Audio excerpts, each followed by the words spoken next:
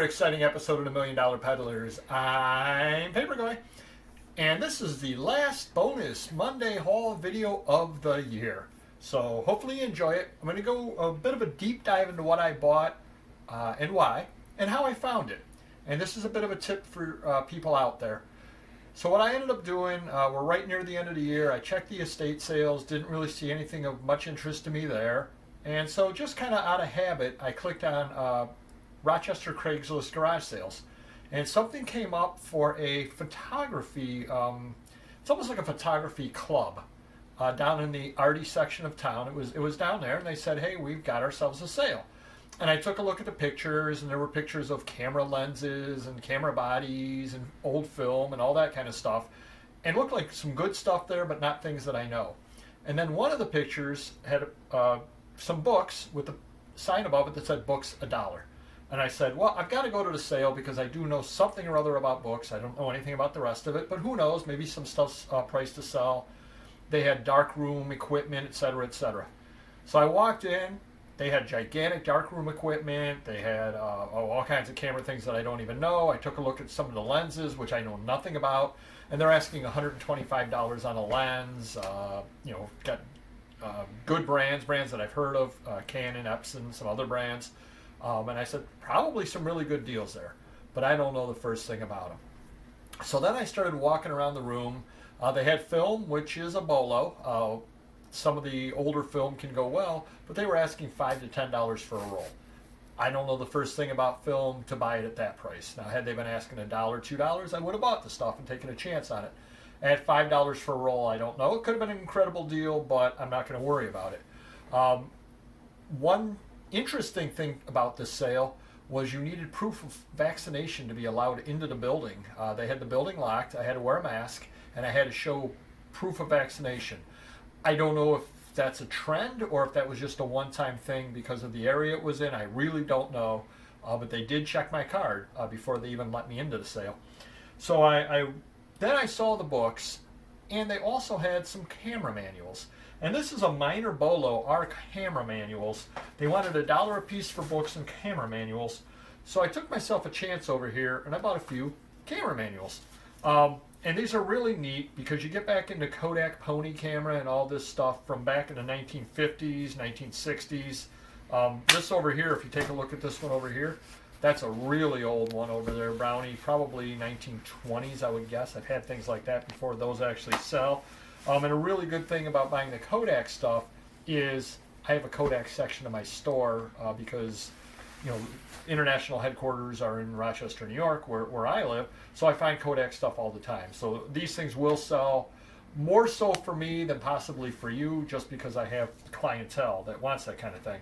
But I kind of went through, and I don't know the first thing about these cameras, but Canon AE1, just some really nice manuals over here on these various things.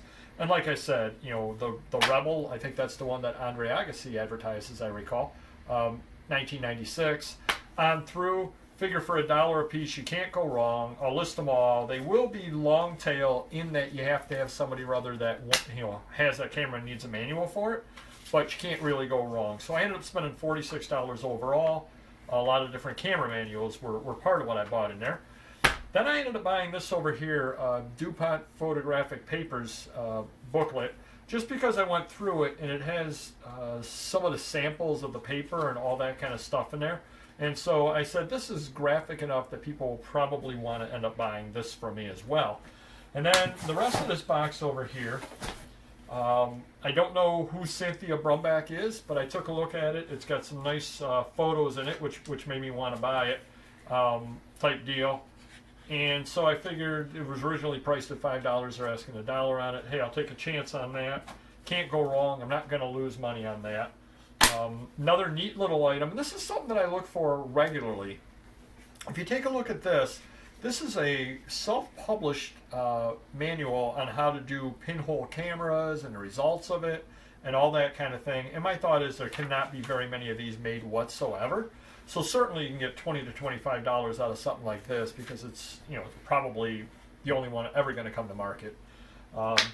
And then I kind of got into my wheelhouse with something like this, Cine Americano. and it's Spanish language about the history of the movies. But the best thing about it is, like, it's got pictures of movies for, like, Frank Capra. I know I saw D.W. Griffith, Cecil DeMille, that's Charlie Chaplin right over there, and so on. All these pictures over here, and it's foreign language.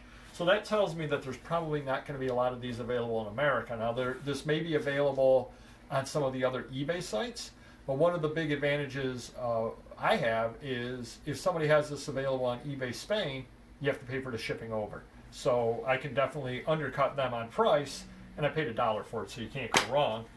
Similarly, this over here is foreign language, photographic image. I'm not even going to try to pronounce the German on it, but it's got some really nice photos in here, and on the front it lists who all of the photos are by, so it'll make the listing very, very easy. So something like that you can't go wrong on. Continuing on a trend over here, this also is a German language book, which again, it's a nice book with some nice art and photos and everything in there.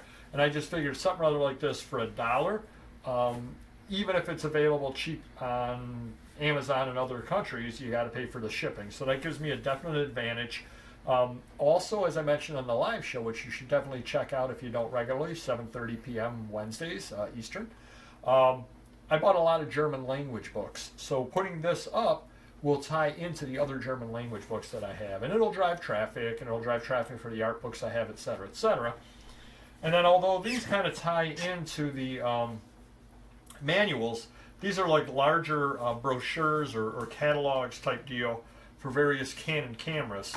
So you can't really go wrong with these, because if you look through them, they got a lot of pictures trying to sell you the cameras. So they're fairly recent because they have the .com on them, so they're not very old. But still, you can still ask 20 bucks on them. Somebody will give you 15 bucks on something other like this, so you can't go wrong on that. The last few things in here, this one caught my eye. It's from the Eastman Photography Museum, A Trip to the Movies. Caught my eye as just being older, ties in a lot of the other stuff that I sell. I got a lot of stills for movies and all that kind of thing. So this looks to be an interesting book that I've never seen before. For $1, I'll take a chance on it.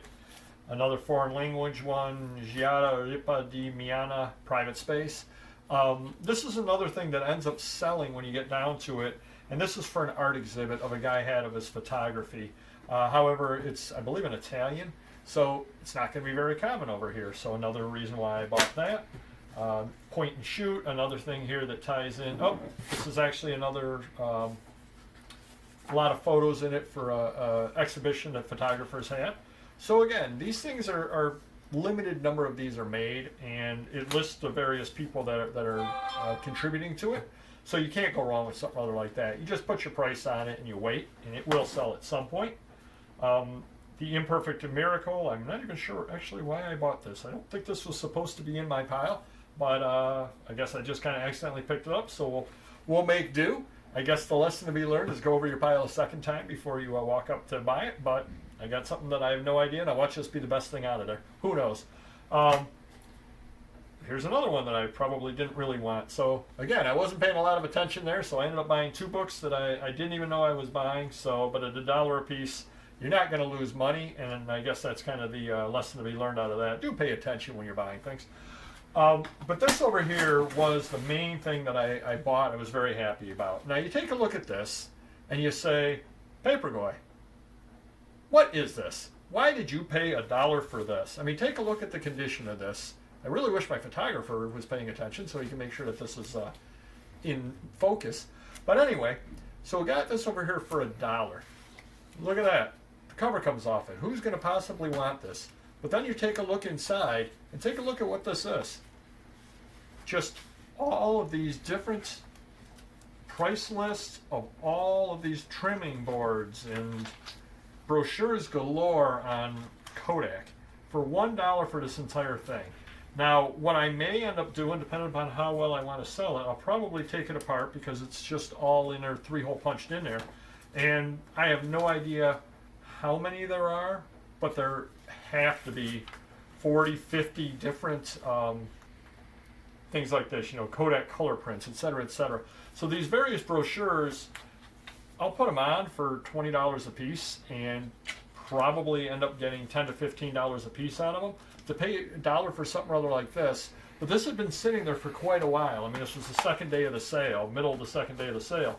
And it had been sitting there because it doesn't look like anything. I mean, when you take a look at this, you're saying, why would I buy that? But I picked it up and opened it up, and as soon as I saw it, I quickly put it in my pile to buy this over here for $1.